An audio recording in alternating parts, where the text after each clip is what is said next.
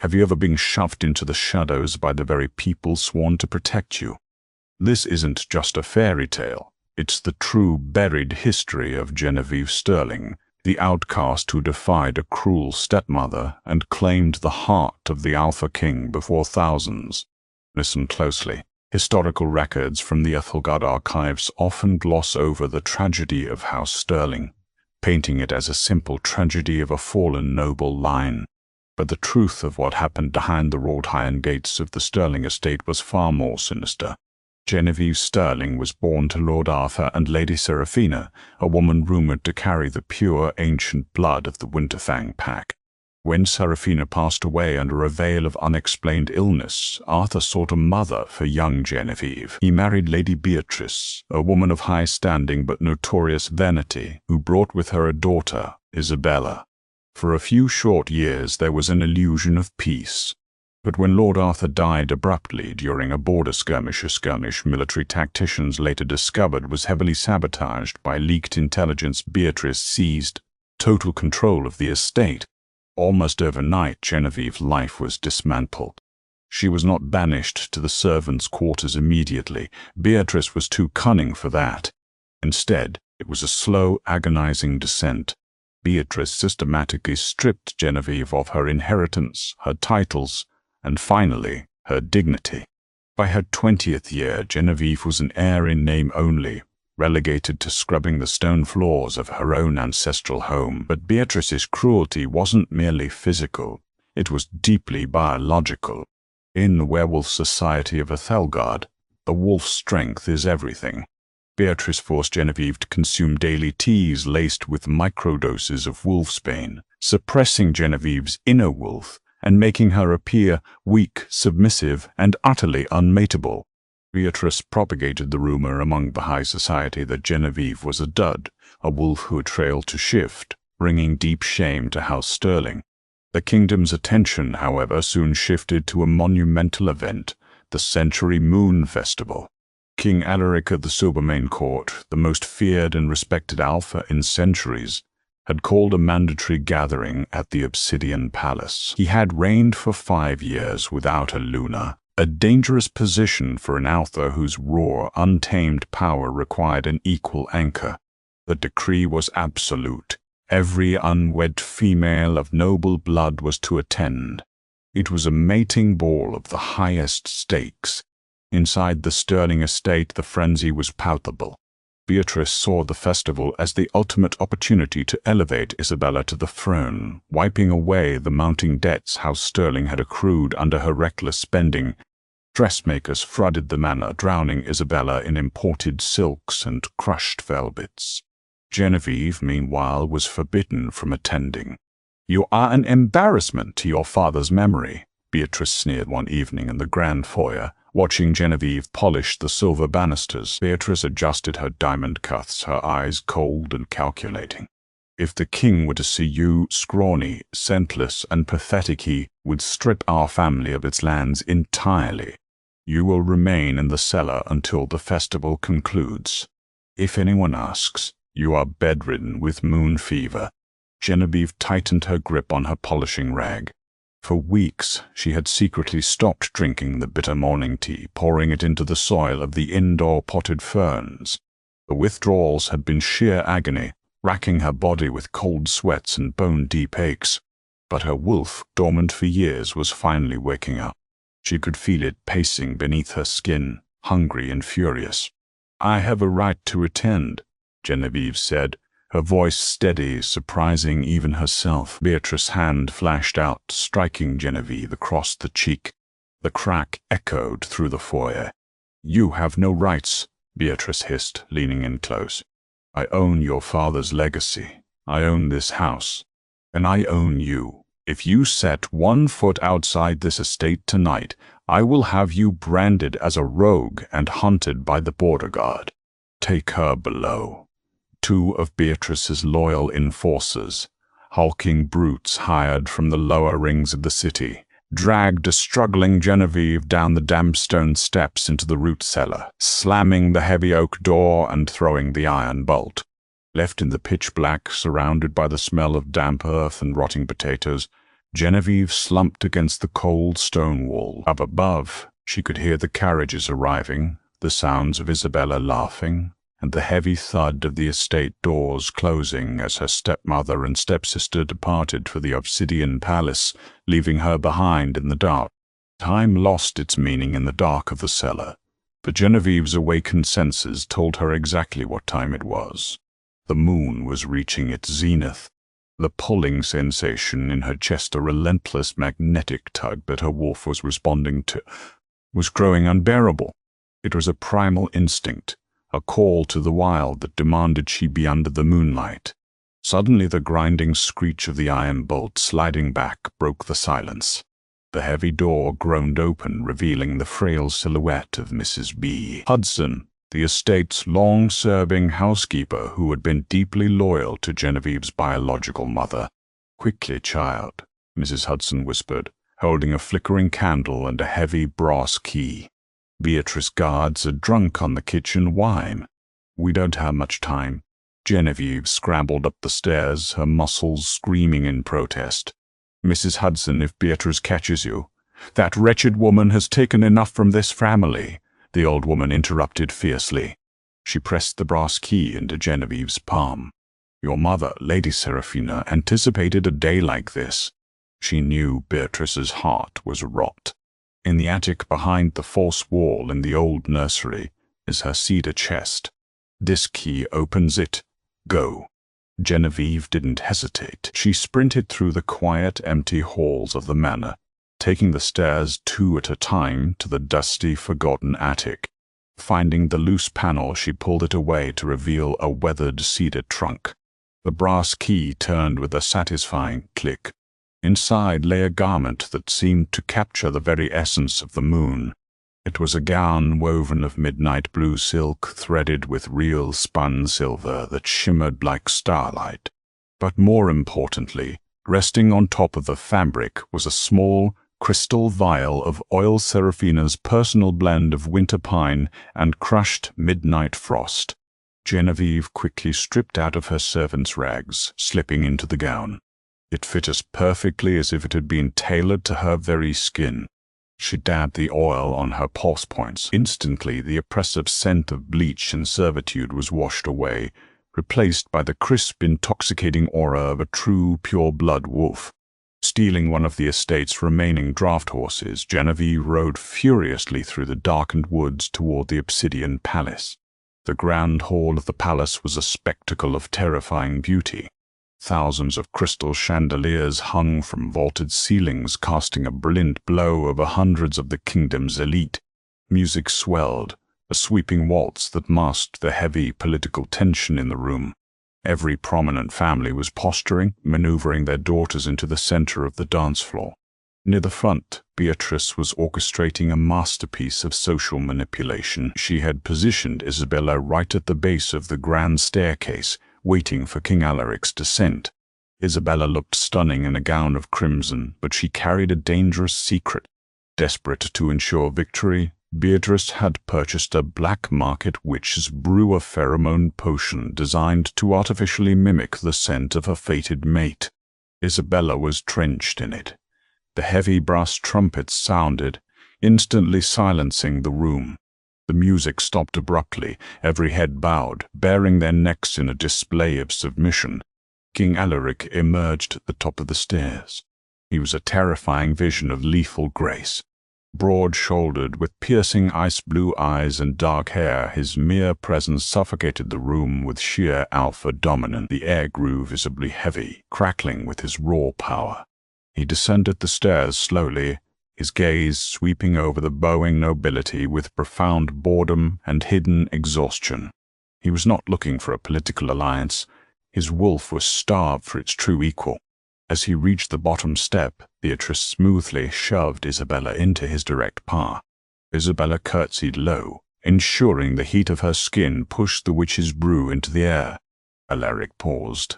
His nostrils flared. A ripple of whispers went through the crowd. Had the king found his Luna? Beatrice's chest swelled with triumphant pride.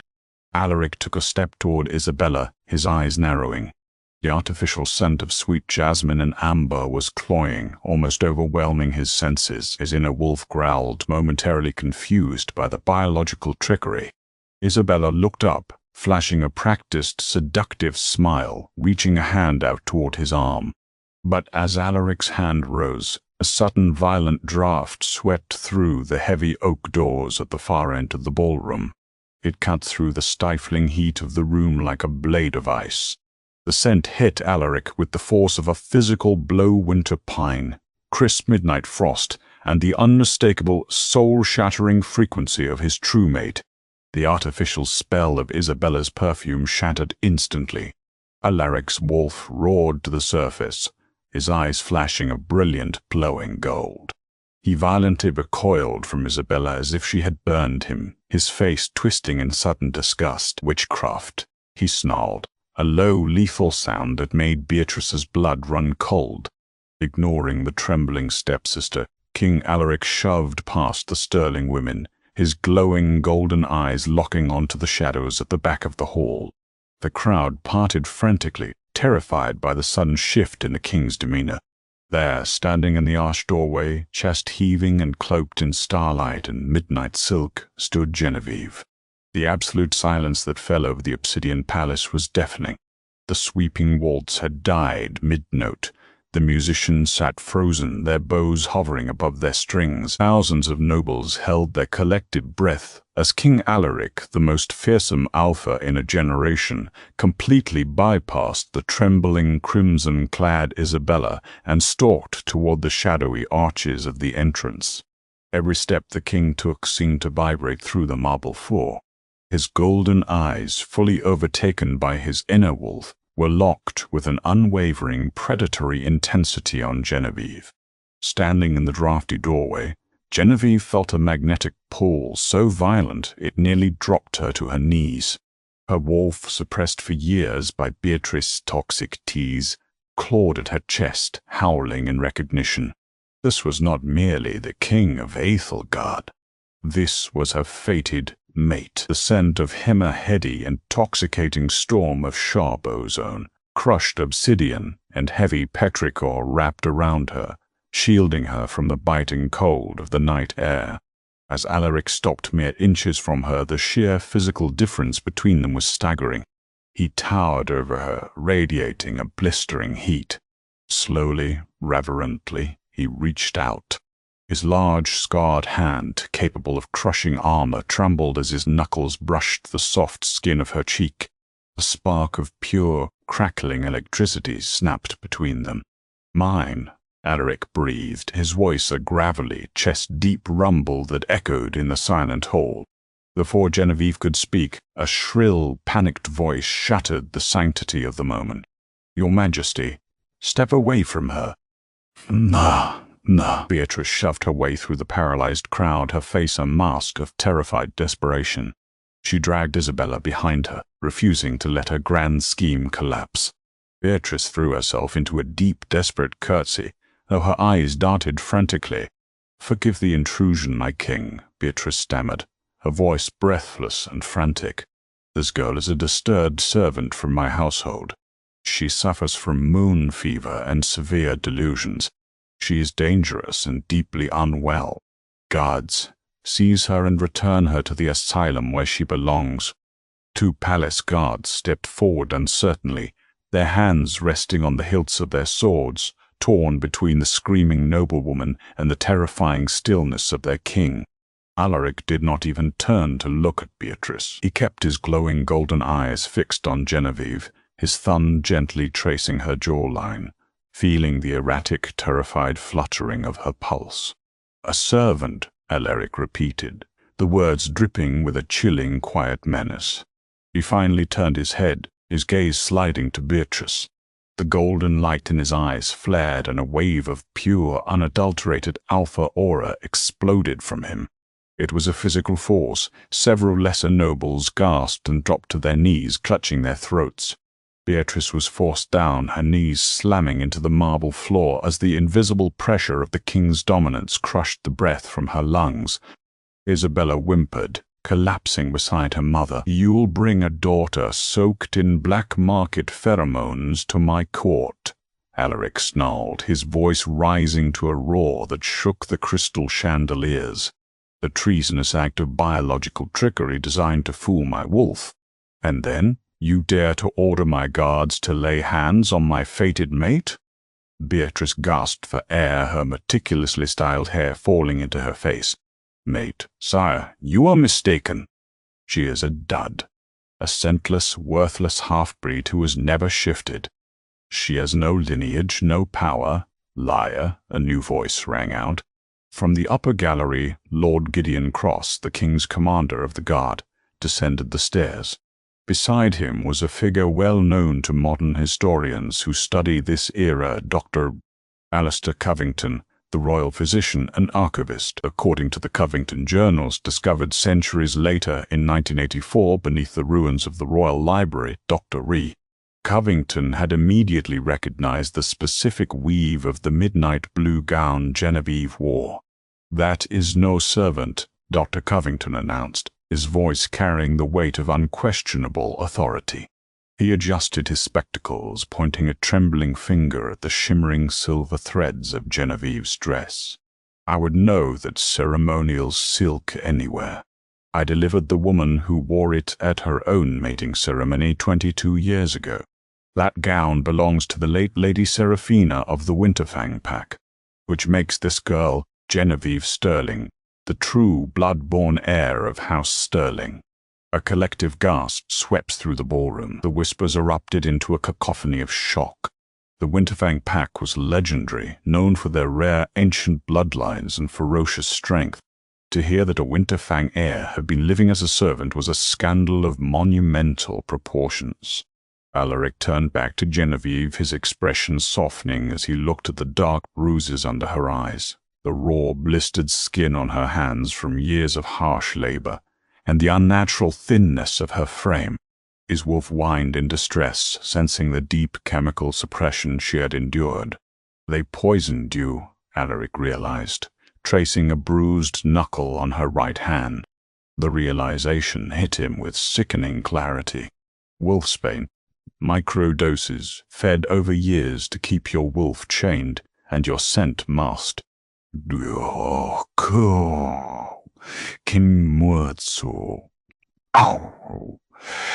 Genevieve finally found her voice.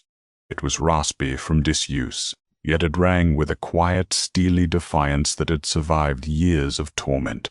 "Every morning, in the tea," she whispered, her chin lifting as she stared directly into the eyes of the king. To make way for her, she pointed a trembling finger at Isabella, who was now weeping loudly on the floor. Alaric's fury was no longer a hot, explosive roar. It went ice-cold, a terrifying absolute zero that froze the blood of everyone in the room. He slowly unclasped his heavy velvet and fur-lined royal cloak, swinging it around Genevieve's shivering shoulders, cocooning her in his warmth and his overwhelming protective scent. He then turned his back to her, facing Beatrice. The stepmother was shaking violently, the reality of her failure and her impending doom crashing down upon her. "Commander Cross," Alaric said, his voice flat, devoid of any mercy. Gideon stepped forward, bowing deeply. "Yes, my king. Seize Lady Beatrice and her daughter, confine them to the deepest cells of the Iron Keep, and send a squad of my personal guard to the Sterling estate.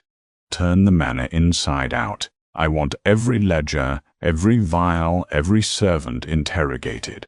If I find proof that this woman's treachery extends beyond pheromone smuggling and the torture of my mate—" Alaric paused, his jaw clenching so hard it looked carved from granite.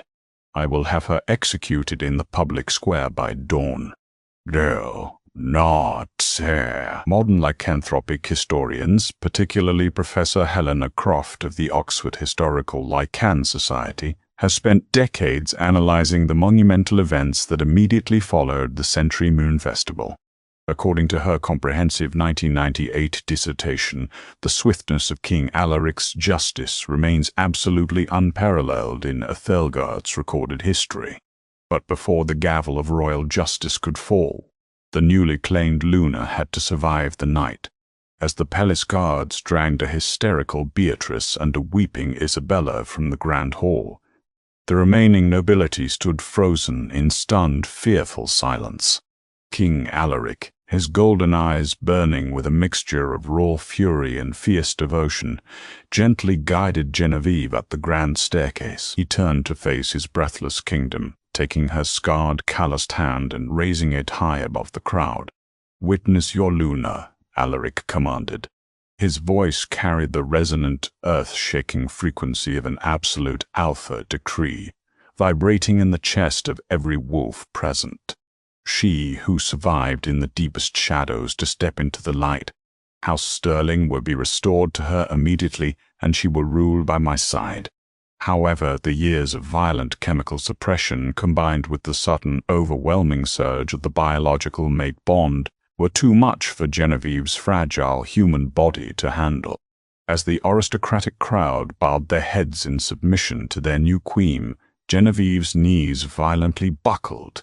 A searing, white-hot agony ripped through her spinal column. The wolfsbane that had poisoned her blood for over a decade was fighting a vicious, losing battle against the sheer primal power of her awakened inner beast, catalyzed by the physical touch of her alpha mate. She collapsed against Alaric's broad chest, a tortured, breathless scream tearing from her throat. "Genevieve!" Alaric caught her before she could hit the marble stairs, sheer panic flashing in his icy blue eyes. "Covington, get up here, now!" Dr. Alistair Covington scrambled up the steps, his medical bag clutched in trembling hands, but there was absolutely nothing the royal physician could do to stop what was happening. The shift had been triggered, or a late bloomer whose transformation had been forcibly repressed through toxic means for over 10 years. The first shift was an agonizingly dangerous physiological event. Her bones cracked and popped with a sickening audible volume that echoed off the vaulted ceilings. Her body contorted, running a sudden lethal fever as the beast within finally tore through its chemical chains. "Clear the hall!" Commander Gideon Cross bellowed from the landing, ordering his heavily armed guards to physically push the gawking nobles back toward the exits. "Give them space. Clear the room." Alaric flatly refused to let her go.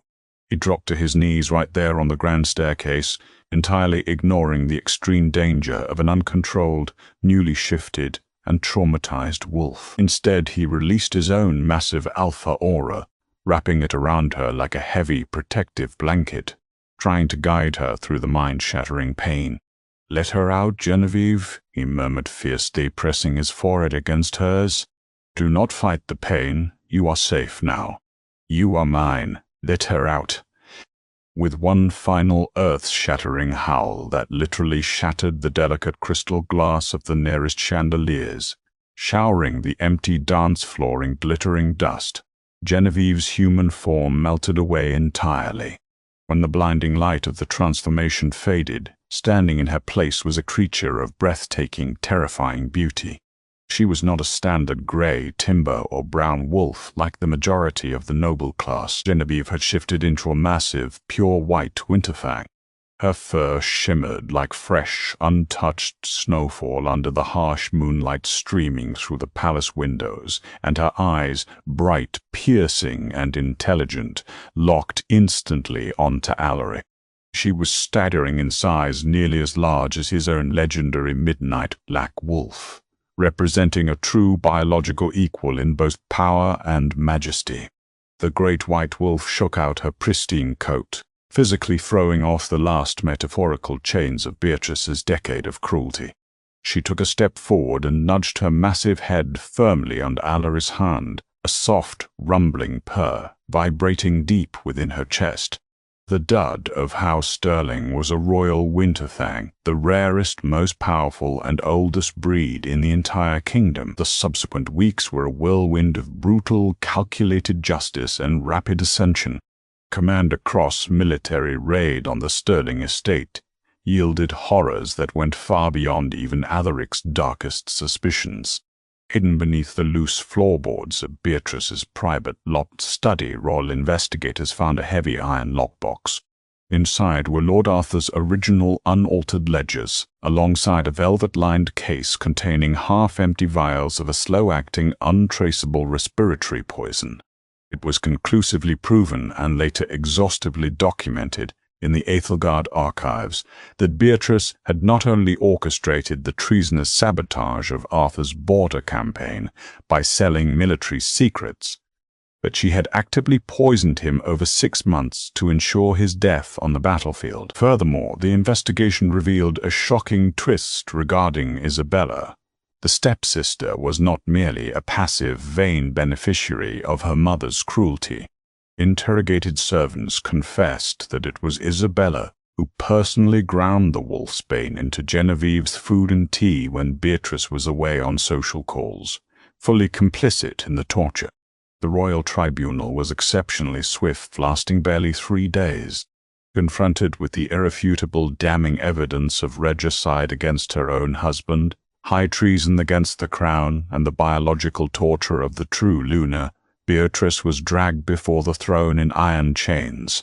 King Alaric delivered the sentence himself, his voice devoid of any mercy. Beatrice was formally stripped of all noble titles. Her illicitly hoarded wealth was entirely seized and redirected to the royal treasury, and she was banished to the desolate northern wastes.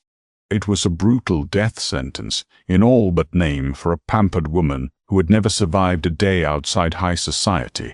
Isabella, found guilty of malicious complicity in the illegal deployment of black market magic, was permanently exiled from the kingdom. Her inner wolf was forcibly and legally bound by a royal branding iron, ensuring she would live the rest of her miserable days as a defenseless, outcast human in the lawless Eastern territories. Genevieve, meanwhile, did not merely recover from her trauma, she fiercely thrived. The complete removal of the wolfsbane from her system allowed her natural Winterfang strength, sharp intellect, and profound grace to flourish. She took her rightful place on the obsidian throne beside Alaric, not as a timid, rescued victim, but as a fiercely intelligent, proactive Luna who deeply understood the invisible plight of the lowest tiers of their society. In her first year as queen, Genevieve aggressively reformed the kingdom's archaic estate laws, permanently ensuring no orphan pup could ever be stripped of their birthright or inheritance by a step-parent again. In a deeply symbolic move, she seized full ownership of the Stirling Manor, the very place that had served as her prison of forced labor and dark cellars, and ordered it completely gutted and rebuilt. She transformed the sprawling estate into a massive, state-funded sanctuary and academy for abandoned, abused, and orphaned wolf pups. She personally oversaw its funding, redirecting the very wealth Beatrice had stolen from her father to care for the kingdom's most vulnerable. Mrs. Hudson, the deeply loyal aging housekeeper who had risked her life to unlock the cellar door and hand Genevieve her mother's dress, was richly rewarded. Genevieve elevated her to the prestigious title of head of the royal household, ensuring the kind woman lived out her final years in absolute luxury and respect within the Obsidian Palace. The eventual marriage and mating ceremony of King Alaric and Queen Genevieve ushered in an unprecedented golden age for Æthelgard. The powerful Silvermane and ancient Winterfang bloodlines united, creating a sovereign pack of unparalleled strength, fairness, and prosperity. But those who walked the hallowed halls of the palace and worked closely with the crown knew the real truth of their beloved queen. They knew that beneath the heavy crown of starlight and diamonds, and beneath the regal velvet gowns and diplomatic poise, lived the unbreakable soul of a true survivor. Genevieve Stirling had been violently pushed into the dark, starved of affection, literally poisoned by those meant to protect her, and left to be entirely forgotten by the world. But Beatrice and her cruel daughter had made one fatal, kingdom-altering miscalculation. They forgot that the most dangerous wolves are born in the freezing dark, and it is under the brutal cover of night that they truly learn how to hunt. Genevieve's harrowing journey from a poisoned, abused outcast to the legendary Winterfang Queen of Æthelgard proves that the truth always howls the loudest in the end.